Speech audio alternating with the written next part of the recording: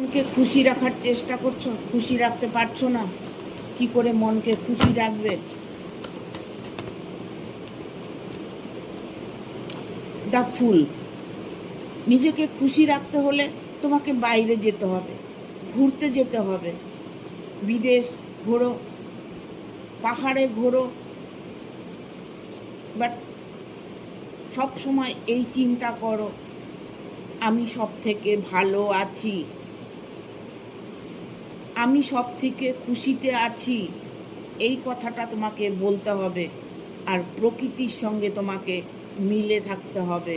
তুমি বন জঙ্গলে ঘুরে বেড়াও, বাইরে ঘুরে বেড়াও, আকাশের সাথে কানেক্টেড হওয়ার চেষ্টা করো, দেখবে তোমার জীবনে খুশি অবশ্যই আসবে।